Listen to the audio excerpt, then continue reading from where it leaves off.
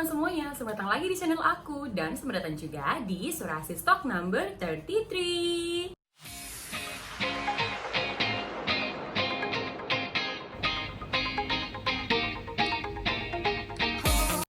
Halo teman-teman semuanya, selamat datang lagi di Surasi Stock. Pada episode kali ini, aku akan membahas tentang apa sih sebenarnya perbedaan dari psoriasis kulit kepala dan juga ketombe. Karena pada episode yang lalu, aku udah sempat menyinggung tentang atau membahas tentang tips and trick gimana caranya aku bisa keluar dari psoriasis kulit kepala. Nah, hari ini aku bakal menjelaskan aja, berbagi pengalaman sebenarnya gimana sih caranya membedakan dan juga apa sih sebenarnya perbedaan dari antara psoriasis kulit kepala dan juga ketombe. Yang penasaran jangan di skip videonya ya, nonton terus sampai habis. Jadi seperti yang semua teman-teman udah tahu, pada awal-awal kita terkena psoriasis kulit kepala itu kita menyangka atau kita mengira bahwa ini hanyalah ketombe aja gitu. Jadi kayak kering-kering di kepala kita, terus gatal-gatal di kulit kepala kita itu ya udahlah hanya ketombe biasa aja. Mungkin aku kurang menjaga kebersihan atau mungkin aku juga keramasnya kurang benar gitu. Padahal ternyata setelah dikonsultasikan jauh lagi ke dokter, itu ternyata adalah psoriasis kulit kepala. Nah, hari ini aku bakal bahas sebenarnya apa sih yang bisa membedakan antara keduanya. Sekarang aku bakal bahas dulu tentang ketombe ya. Jadi sebenarnya ketombe itu tuh bisa terjadi karena banyak faktor sih. Tapi yang paling utama itu sebenarnya adalah adanya jamur di kulit kepala kita. Selain itu juga kadang ketombe itu bisa terjadi karena kita apalagi anak-anak yang masih remaja, kita bisa bilang itu tuh kurang bisa menjaga kebersihan diri kita sendiri. Itu sih yang dokter aku bilang waktu lalu pas awal dia diagnosa aku kena jamuran dan aku kurang bisa membersihkan diri aku dengan benar. Tuh dia bilang aku karena masih remaja jadi kurang benar gitu. Jadi kalau yang ketombe ini aku juga bisa bilang bahwa mungkin karena juga kurang keramasnya nih, kayak kurang bersih gitu loh. Jadi pada saat kalian keramas tuh sisa-sisa sampo-nya di kulit kepala tuh belum benar-benar luruh dari kulit kepala kalian. Jadi kayak masih ada beberapa yang tertinggal.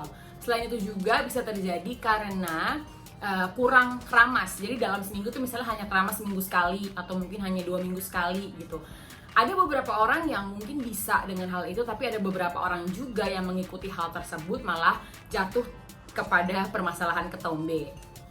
Dan satu lagi, kalau misalnya ketombe ini cenderungnya kulit kepalanya itu antara terlalu kering atau terlalu lembab. Jadi memang dia ada di tengah-tengah gitu lah ya. Jadi kalau misalnya bisa terjadi ketombe itu karena mungkin kalian tuh kulit kepalanya terlalu lembab karena jarang keramas yang tadi aku bilang, ataupun juga bisa karena keramasnya terlalu sering, jadinya kulit kepalanya ini terlalu kering. Jadi itulah ada di tengah-tengah gitu. Jadi itu adalah ciri-ciri dari ketombe. Sekarang aku bakal bahas ciri-ciri dari psoriasis.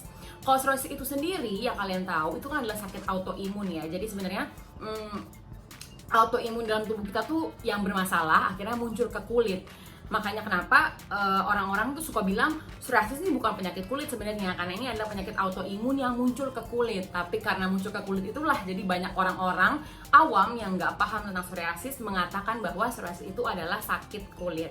Selain itu juga psoriasis ini tuh ciri-cirinya itu adalah yang di kepala ya, itu akan keringnya tuh kering yang beda gitu loh. Keringnya tuh kayak macam kering gersang, gimana ya ngomongnya. Jadi kayak kalau misalnya kalian punya di kulit kepala, terus kalian enggak bersihin atau kalian enggak gimana, itu dia akan membuat ketat karena dia terlalu tebal dan terlalu kering. Beda dengan ketombe ya. Kalau misalnya ketombe kan dia enggak terlalu menyeluruh, yang aku tahu ya, itu tuh dia enggak terlalu menyeluruh di seluruh kepala. Cuman kalau misalnya psoriasis ini dia tuh benar-benar hampir merata ke seluruh tubuh, dan nggak cuma di kulit kepala aja. Setelah muncul di kulit kepala bisa juga, dan kemungkinan besar dan terjadi di banyak orang juga, itu dia akan menyebar ke area tubuh yang lainnya. Yang paling dekat sih pasti bakal turun dulu ke bawah kuping, baru nanti ke dada, ke punggung, ke tangan, ke kaki, intinya baru akhirnya menyebar gitu. Terus selain itu juga psoriasis kulit kepala ini itu dia akan rentan berdarah dibandingkan ketombe. Kenapa? Karena yang tadi aku bilang kan dia kering kan, jadinya intensitas kita untuk ngegaruknya itu jauh lebih besar dibandingkan kalau ketombe. Berarti kalau misalnya ketombe tuh hanya ya udah garuk-garuk sebentar aja, terus nanti kan muncul putih-putih terus udah selesai. Kalau misalnya psoriasis kulit kepala ini setelah beberapa jam udah kita garuk-garuk itu kan dia akan berdarah, nanti dia akan kering lagi, muncul kulit lagi, garuk-garuk lagi, berdarah. Jadi itu kayak siklusnya kayak gitu-gitu aja terus. Itulah kenapa sebabnya dia jadinya rentan berdarah. Kalau buat penampakannya sendiri, Audi gimana sih caranya membedakan? Jujur sampai hari ini juga aku kurang bisa membedakan banget sih antara si ketombe dan juga si psoriasis kulit kepala, karena jujur aku belum pernah sama sekali kena ketombe. Tapi yang aku lihat di Google, yang aku research, yang aku baca-baca, sebenarnya penampakan dari si ketombe dan juga si psoriasis kulit kepala ini agak mirip. Ntar aku bakal taruh gambarnya juga ya. Jadi memang agak mirip-mirip gitu loh. Paling yang membedakan adalah ketika kita punya psoriasis kulit kepala itu, keringnya itu yang tadi aku bilang jauh lebih lebar. Jadi pada saat kalian ngelopek itu, kelopekan yang nanti akan terjabut tuh mungkin juga akan jauh lebih lebar dibandingkan ketombe biasa. Karena kan kalau ketombe biasa kan cuman kayak bulat-bulat aja gitu kan, terus jadi ninggalin serbuk-serbuk doang gitu.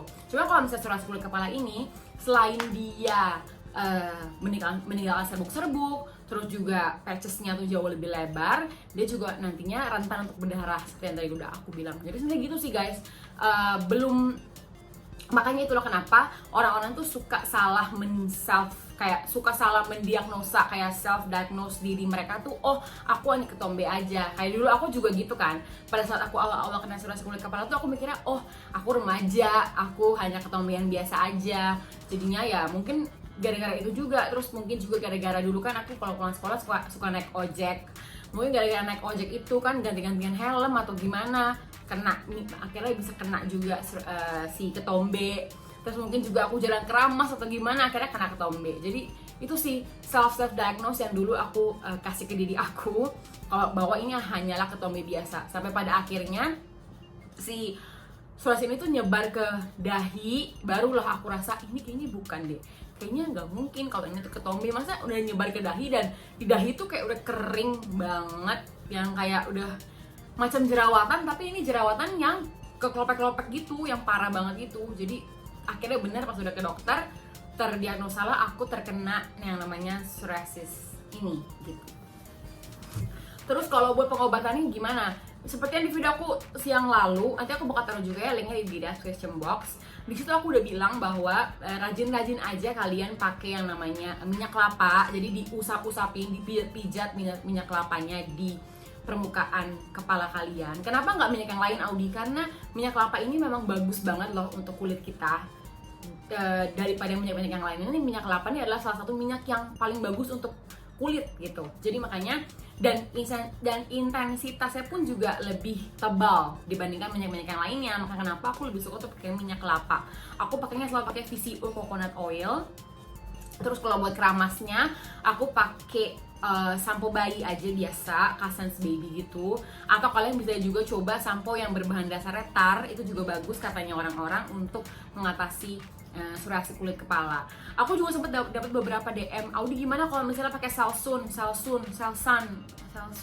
sih sampo yang anti ketombe itu. Jujur sampai hari ini aku belum pernah coba, karena waktu dokter aku bilang ini nggak bakal ada hasilnya kalau kamu pakai ini. Cuman aku lihat beberapa video orang-orang di YouTube, mereka bilang mereka berhasil sembuh nih dari psoriasis tuh pakai sampo ini. Tapi aku nggak merekomendasikan atau gimana, karena aku emang nggak pernah coba juga ya guys. Jadi kalau emang kalian mau coba ya bisa juga kalian coba aja tuh si sampo. Tapi sih kalau aku sih lebih suka yang aman-aman aja lah, pakai sampo bayi. Intinya pakai sampo-sampo yang memang tidak khusus untuk satu penyakit, karena kan kita tahu ini bukan ketombe kan. Jadi kalau kita pakai sampo anti ketombe pun juga nggak bakal ada ujungnya, karena ini pun bukan ketombe gitu. Itu sih kalau menurut aku. Cuma kalau kalian mau coba boleh-boleh aja gitu. Terus selain itu juga aku saranin untuk kalian memotong kuku kalian. Intinya jangan sampai kuku kalian tuh panjang, harus pendek. Karena kalau udah panjang dikit aja itu pasti kalian bakal ngegaruknya tuh semangat banget sampai nanti dia bisa berdarah lagi. Makanya hati-hati juga ya. Palingan gitu sih guys. Kalau misalnya ada juga nih pertanyaan, Audi gimana kalau misalnya kan kita kan samponya pakai sampo bayi, terus kita kan rambutnya bukan rambut bayi lagi, terus bagian bawahnya jadi dari tengah ke bawahnya jadi kering banget, Audi pakai apa ya? Kalau aku biasanya pada saat pakai sampo bayi itu sampo bayi itu tuh aku hanya pakai di daerah atas aja, jadi hanya di daerah kulit kepala aja yang bermasalah sampai ke tengah. Jadi enggak bener-bener aku usapin sampai bawah gitu, enggak. Jadi cuma bener-bener di kulit kepalanya aja, terus bilas. Nah setelah itu supaya nggak kering bawahnya gimana, aku pakein conditioner dari brand sampo lain, tapi aku pakai conditioner hanya dari tengah ke bawah aja. Jadi memang tujuan aku supaya bawahnya nih nggak kering, bawahnya nih nggak pecah-pecah rambutnya gitu. Karena yang kalian tahu kan sampo bayi kan memang nggak ada formulasi melembutkan atau apa kan. Jadi ya gitu sih kalau trik aku ya. Jadi atasnya aja pakai sampo bayi, dari tengah ke bawah sini setelah kalian beres pakai sampo bayi tadi itu bisa kalian pakein si conditioner gitu supaya jadi tetap lembut dan juga tetap sehat juga rambut bawahnya, nggak pecah-pecah dan juga nggak kering-kering. Kayaknya gitu sih guys untuk sharing aku tentang perbedaan antara ketombe dan juga psoriasis kulit kepala. Semoga dari video ini bisa sedikit membantu kalian. Sebenarnya aku nih kena apa sih gitu. Kalau emang kalian sedang menderita gejala antara dua yang barusan aku sebutin ini, kalau memang nggak pasti, aku saranin lebih baik ke dokter aja supaya tahu gitu, pastinya nih apa. Terus setelah itu kalian mau lanjut ke dokter lagi atau kalian mau herbal pun itu pilihan semua di tangan kalian gitu. Jadi memang awalnya aja sih sebenarnya untuk openingnya aja sebenarnya aku tuh kenapa sih. Jadi kan kita mesti tahu kan pastinya sih lebih bagus pergi ke dokter dulu, cek, dan ya nanti dari situ bisa mau lanjut lagi kah atau enggak itu terserah kalian gitu. Kayaknya sekian dulu untuk video kali ini. Terima kasih banyak yang udah nonton dan kita ketemu lagi di episode selanjutnya. Bye bye.